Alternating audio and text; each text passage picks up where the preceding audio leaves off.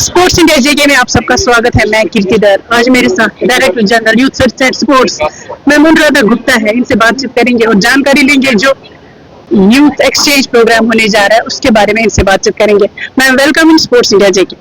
Ji thank you. जी ma'am, ये जो youth exchange programme it is youth empowerment as well as women empowerment, क्या कहना चाहेंगे? देखिए, ये जो इस तरह के यूथ एक्सचेंज प्रोग्राम होते हैं उनकी खूबसूरती ये होती है कि ना केवल जो पार्टिसिपेटिंग टीम्स होती है उनको अपने कल्चर को डिस्प्ले करने का मौका मिलता है, बल्कि उनको दूसरे कल्चर से सीखने का मौका भी मिलता है। तो ये हमें एक इनविटेशन आया था हरियाणा से। कुरुक्षेत्र में ये एक प्रोग्राम हो रहा है 5 दिन का। 22 शाम को हमारे यहाँ से कंटिजेंट जाएगी, 23 उसमें पार्टिसिपेंट्स होंगे।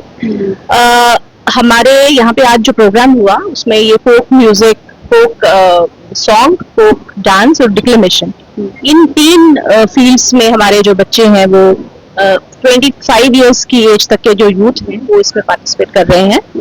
तो इनको 22 को शाम को यहाँ से जाएंगे और ये 5 दिन का प्रोग्राम कुरुक्षेत्र में वहाँ होगा।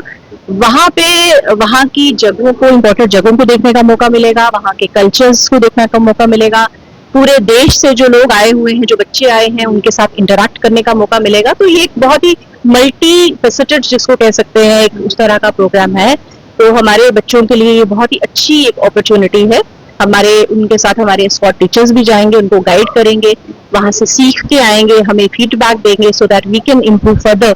तो इस तरह से आगे भी हम कोशिश करेंगे कि अगर हमें कहीं से और इन्विटेशन आएगी तो हम भी अपने बच्चों को भेजेंगे और यहाँ पे भी हम इस तरह का प्रोग्राम भविष्य में ऑर्गेनाइज करने की कोशिश करेंगे।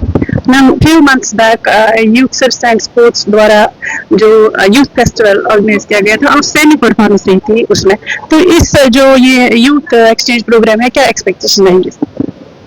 देखिए, जैसे मैंने आपको कहा कि यूथ एक्सचेंज प्रोग्राम का जो मेन मकसद है वो सिर्फ एक कंपटीशन की भावना लेके वहाँ पार्टिसिपेट करना और जीतना ही नहीं है। वो भी है, बट सिर्फ वही नहीं है, उससे बढ़कर बहुत ज्यादा है।